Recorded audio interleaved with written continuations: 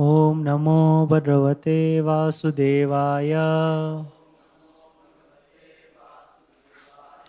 Reading from Srimad Bhagavatam, Canto 5, Chapter 1, The Activities of Maharaj Priyavrata, verse number 2. Nanunam mutta sanranam tadrisanam dvijasabha drihe swabinivesoyam pumsam bhavitum arhati. Translation and purport by His Divine Grace Bhaktivedanta Swami Srila Prabhupada. Translation. Devotees are certainly liberated persons. Therefore, O greatest of the Brahmanas, they cannot possibly absorbed in family affairs. Purport by His Divine Grace Bhaktivedanta Swami Srila Prabhupada.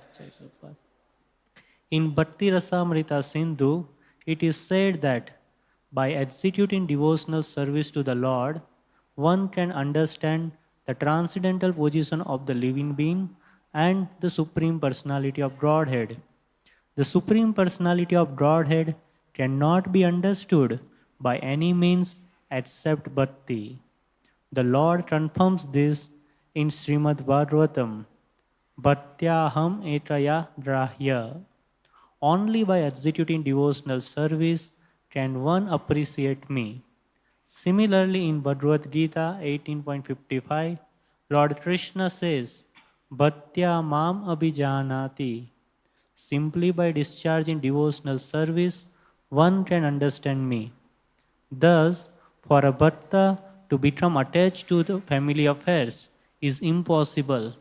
Since a bhakta and his associates are liberated, everyone is searching after ananda or bliss, but in the material world, there can never be any bliss. It is only possible in devotional service. Attachment for family affairs and devotional service are incompatible. Therefore, Maharaj Parikshit was somewhat surprised to hear that Maharaj Priyavrata was simultaneously attached to devotional service and to family life. Thus ends the Bhaktivedanta purport. So we have begun this new canto and fifth canto with the first chapter, Activities of Maharaj Priyavrata. And last verse we saw Parikshit Maharaj speaking and expressing his astonishment, expressing his wonder that because in the previous canto, fourth canto, last chapter, Shukadev Goswami brought up the mentioned briefly about a king by name Maharaj Priyavrata, who was a great devotee, and he had renounced living in the forest, absorbed in devotional service. But then later on, he became a grihastha and he was ruling the kingdom. And he married twice and had many children, about 10 or more than that. We'll see about that. And he was involved in all of the family affairs.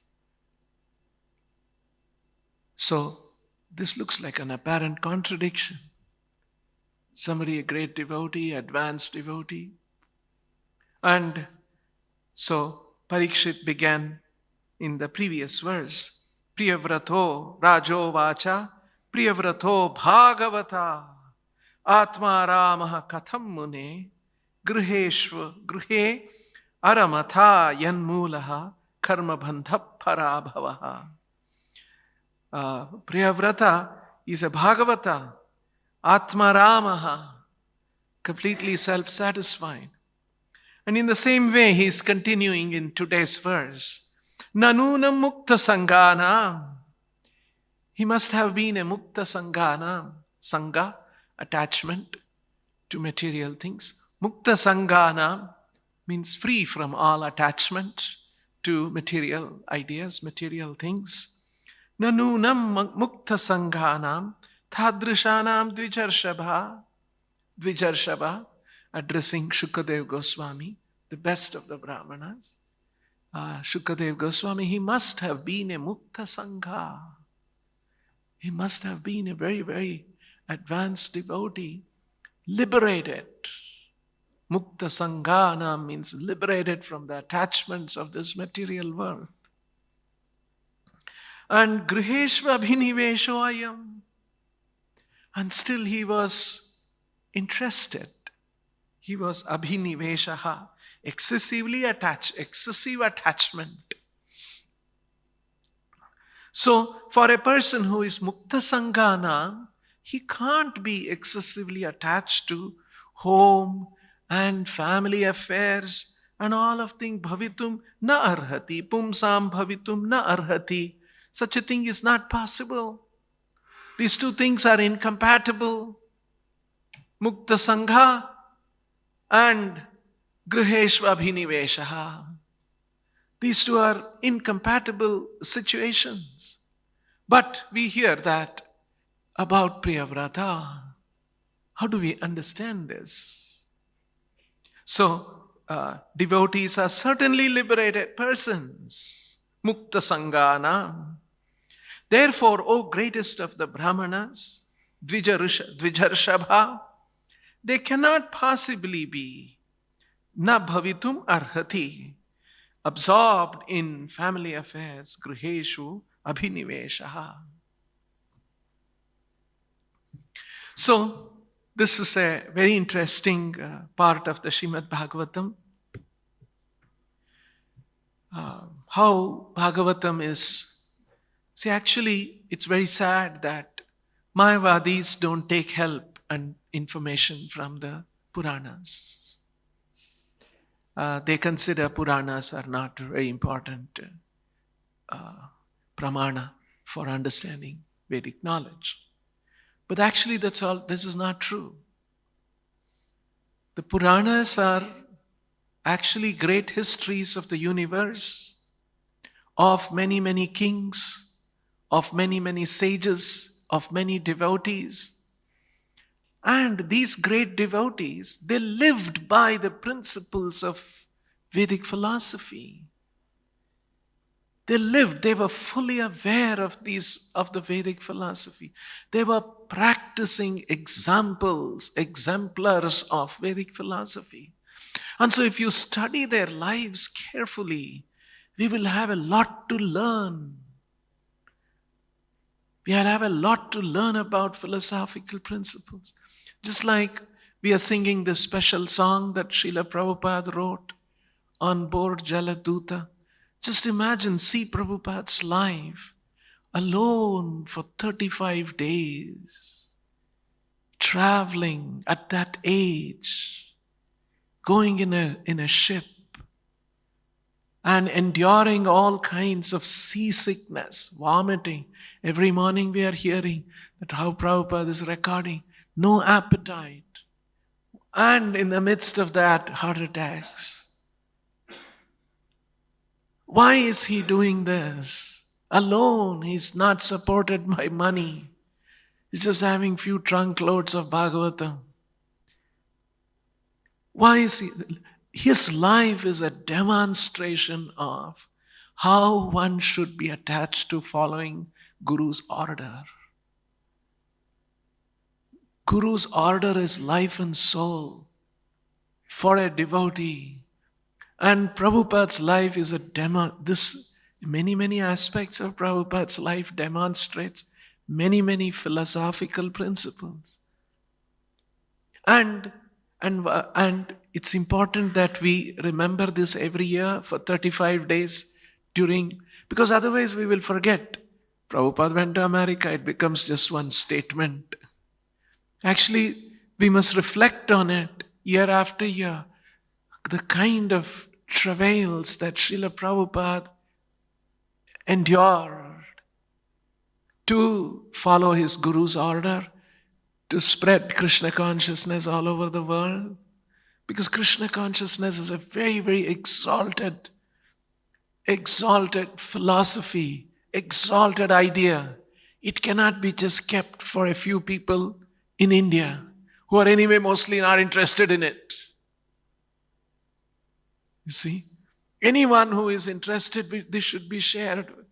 This should benefit anybody. This was the thought. And that was the order he had received. And how to follow that order, how he is doing this. Because he's a sannyasi, no family, lonely, alone. Whoever members in the ship, the crew members, captain, he's meeting them and he's having friendly talk with them. Because he has no other family members. He's a sannyasi. Such a striking example. We hear about Mukta Sanghanam in the Vedic literatures, and here there is an example of a person living by that. You can see in his activities. It's so inspiring. In the same way, the Puranas are full of great devotees' examples which will inspire, which will help us understand different philosophical aspects. And another important aspect is about human life, human society. And in human society, there is the family life is an aspect of it. And then here is an example of a great devotee who was also in a family situation. What is going on? How do we understand these things? This is what Bhagavatam is trying to point out, help us appreciate and understand. So, these shades of meanings of philosophical truths mentioned in the Vedic literatures can be understood very nicely when we study the lives of great devotees who lived by those principles. And that's why Puranas are full of these kind of examples. And this whole chapter, this describes a very, very important, very interesting perspective of devotional service. What is devotional service? How it is practiced? How it can be practiced under all circumstances. In all kinds of human situations, devotional service can be the most prominent thing in one's life. So these are great examples to study, but unfortunately the Mayavadis simply set aside these things because for some reason they cannot understand certain examples that are given in the Vedic literatures because this is referring to histories of great personalities, devatas, rishis, or personalities in different parts of the universe, about which we may not have an experience. What kind of life situation exists there? What kind of an environment exists there? What kind of powers exist there among among people, among living entities there? May be very different from what we are experiencing here. Always Srila Prabhupada pointed this out. What is our experience here as human beings? We are so small and we are confined to this earth and we don't know the rest of the universe, what the universe is like. There are so many aspects of the universe which we don't know. Just being confined to one earth, one human life and human experience, we want to conclude about something else happening in some other part of the universe, in higher planets, lower planets, all of these kind of things. How can we be so sure about it? To convey this, Vedic literatures give the example of the Kupa Munduka Nyaya, the logic of a frog in the well. And very nicely Prabhupada explained, the frog lived in a well, and his whole life he was born in the well. He grew up in the well, and he became a mature adult frog in the well. But his whole experience was that little well of 10 feet diameter or something. And a frog came from the Atlantic Ocean and fell accidentally into the ocean, into this well. And then they started conversing. And the frog from the Atlantic Ocean said, "You know, there is a big ocean, lot of water." So this frog, whose experience was limited to the well, he said, "Oh, big? Is it bigger than this well of mine?" He said, "No, no. What are you saying? You can imagine a small well and the Atlantic Ocean, how much?" Then he started describing how deep and how vast and how much water, all of those kind of things. This little frog in the well with his whole experience of just merely the well he started laughing and said, "What are you saying? Such a big well cannot exist at all." Just see how interestingly Srila Prabhupada points this logic. Actually, this is our experience. Our senses are limited. Our experiences are limited. We are confined to one planet. We don't know what the universe is. So, reading certain examples, certain his incidents mentioned in the Puranas, which sometimes is not very much like our experience, our human experience. What is our human, like the frog in the well, frog's experience? So from another perspective, we as human beings, we know a well, we know an Atlantic Ocean, and we say, yeah, it's all these kind of things are possible. So this is the somehow the Mayavadis and a few other kinds of followers in the Vedic literatures, they have not taken the benefit of the Puranas. So we have to be, and Srila Prabhupada presented these things. Prabhupada presented logic, arguments, according to time, place, and circumstance. He knew, Srila Prabhupada knew that in a modern society, people are all educated and they'll come up with these kind of questions. And he had the logic of Kupa Manduka Nyaya. I've heard another example. Once somebody went to Prabhupada and told about Mahabharata and the battle of Kurukshetra that happened. Because in the Mahabharata, the battle of Kurukshetra, there is an extensive description of the armies on both sides. How many Akshohini, how many soldiers, how many horses, how many elephants, how many camels, how many foot soldiers. There's a whole lot of description. And somebody did a calculation. And then I came up with some very, very fabulously big number. And then somebody went and did some calculation. If this many people have to be there assembled in one place, what must be the area of Kurukshetra?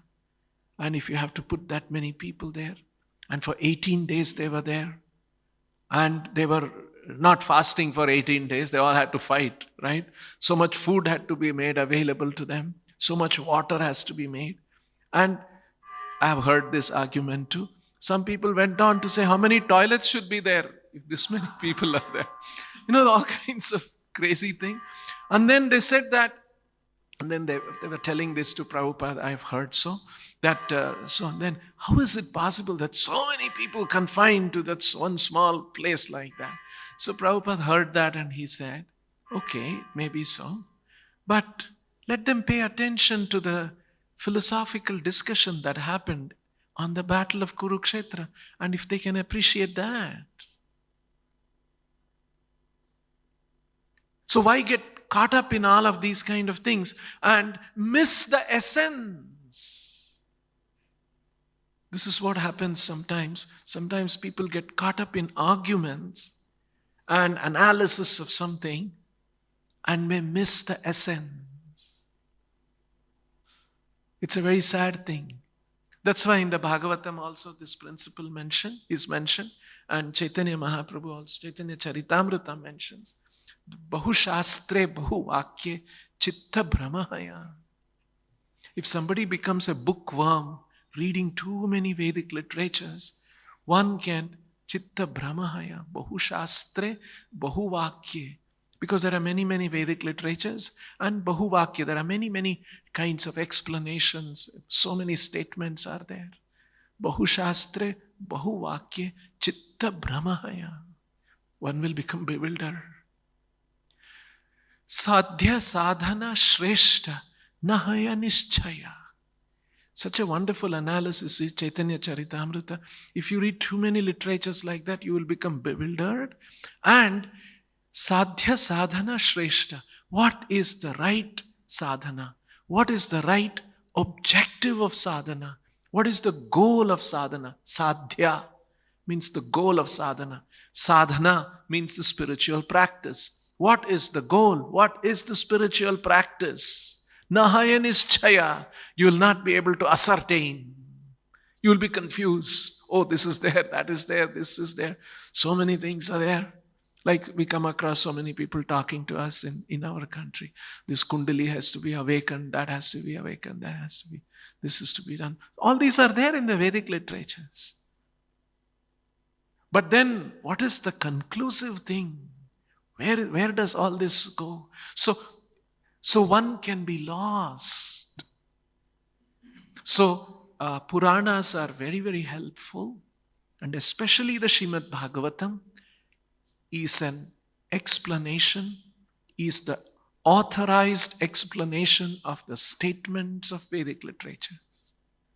This is what Srila Prabhupada writes. Srimad Bhagavatam is the authorized explanation of the statements of the Vedic literature. So we cannot discredit great Puranas and the Srimad Bhagavatam.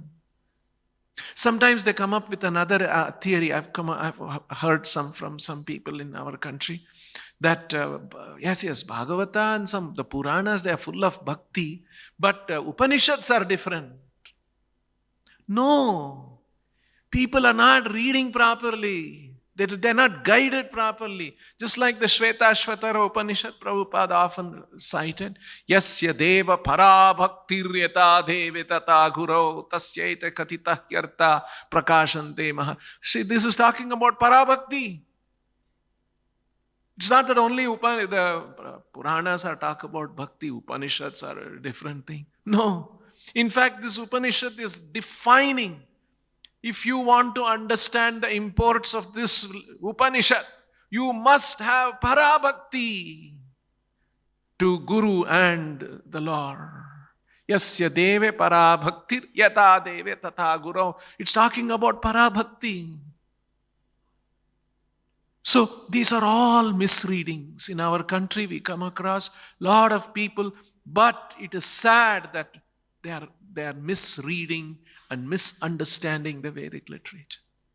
So Maharaj Priyavrata's example and his Srila is going to shed light on different aspects of devotional service, spiritual practice, sadhana, and how that has to be practiced in a very practical human society. So there is a lot to learn. And now let's go a little bit into the purport. These are great things that we should actually read, reread, and reflect on Prabhupada's books.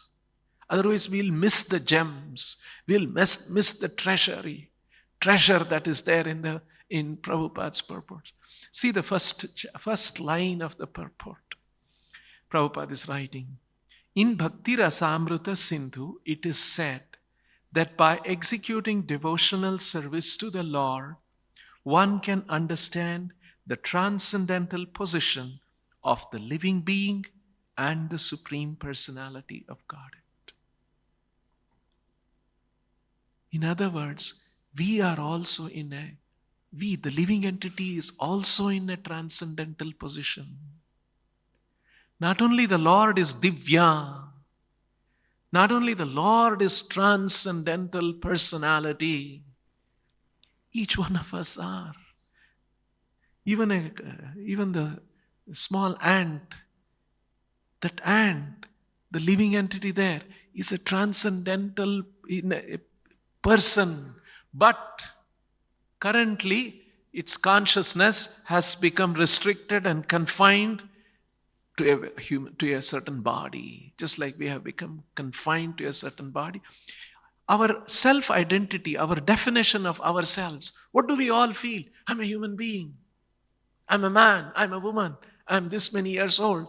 This is how we all feel that way. It's actually a false thing.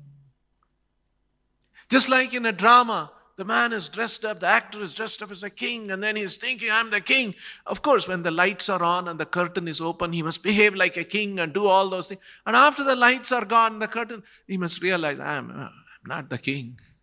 Now I have to collect my check. I must collect my fees for acting as a drama. What do you mean you were the king? You had all the treasures. Why do you want a check? No, please give me. That's reality, right? In the same way, we have got caught up into this big drama. I'm a human being. We have to be woken up. We have to be shaken up from this. We are in a transcendental position. We are not this body made of these material elements. That's why we'll give up this material body and go. And then the rest of the people, they'll maybe cry for some time and then, okay, let's dispose this body, turn it into ashes. Otherwise, what do we do with it? They'll dispose this body. We were not the body, we are not the body, but we are thinking we are the body. We are actually in a transcendental position. We are a living entity, and the living entity's position is this understanding will come only when we practice devotional service. That's what Prabhupada is saying. By executing devotional service to the Lord, one can understand the transcendental position of the living being. Here you see, one can understand. This is not just confined to some intellectual understanding. It will be an understanding that will manifest in our life. Just like if you see an electric wire, open wire, sometimes, it happens, construction site like that. You won't go and touch it. Let me just touch it. And you understand it's dangerous. If you have not understood it is dangerous, you'll go, let me touch it, let me feel it. If you have understood, you will behave in a certain way. You will demonstrate your understanding in your behavior. You won't go and touch a live wire. In the same way, if we understand our transcendental position, we will not get attached to these material things. That's why it is called Mukta Sanghanam. Mukta Sangha. We should not become attached to material things. That's why you see, when Arjuna asked this question to Krishna, what are the symptoms of a transcendentally situated person? Sthita prajna. And the first symptom Krishna gives is prajahati yada kaman sarvan kama manogathan. Sarvan partha manogathan. The first symptom is that he is not attached to material enjoyment. Prajahati yada kaman. He is given up pursuit of material desires. Atmanyeva atmana tushta sthita pragnasta dochyate. Atmanyeva atmana tushta. He has learned the art of relishing pleasure within, internally. He is not looking for external pleasures. That is the symptom of a person who has understood that I am a transcendental being. Not only am I transcendental, in the same way, Krishna's position is that he is in a transcendental position. So, then we can appreciate. Another verse, another point that Prabhupada has pointed out here, very nice verse. Bhaktyaham ekaya grahyaha. This is from the 11th canto of the Srimad Bhagavatam. Bhaktyaham ekaya grahyaha. Lord, and Prabhupada's translation is, only by executing devotional service can one appreciate me. Bhaktyaham ekaya grahyaha. Can we appreciate Krishna? What is Krishna's position? Why he is like this? What is he doing? We hear about so many leelas. What are these leelas about? In another place, there's another verse in the Bhagavatam. Eka bhaktya bhaktye anubhavitaha. Only by exclusive devotion one can perceive anubhavita, meaning anubhava, to perceive. We cannot perceive the Lord by material senses, by a contaminated mind. It's a different approach. You need a certain kind of a training. Then we will be able to appreciate. Then we will be able to perceive. It requires a certain spiritual training. So, and it requires bhakti. And when we practice bhakti, we understand our transcendental position. We understand the transcendental position of the Lord. Once we understand the transcendental position of the Lord and ourselves, our behavior will be different. We will not be seeking material pleasures of this world, either gross or subtle. Our whole behavior will be different. And hence, Priyavrata, whom we have heard that he is a Bhagavata, he is a Atma Rama, he is a Mukta Sangha, and he was Grihe Abhiniveshaha. How do we understand this, Bharata Rishabha, Dvija Rishabha? How do we understand this one, greatest of the Brahmanas, Shukadev Goswami? Can you please explain this? You see, there's such an important discussion that is going on, such an important discussion that's going to unfold. And that's why Prabhupada says, attachment for family affairs and devotional service are incompatible.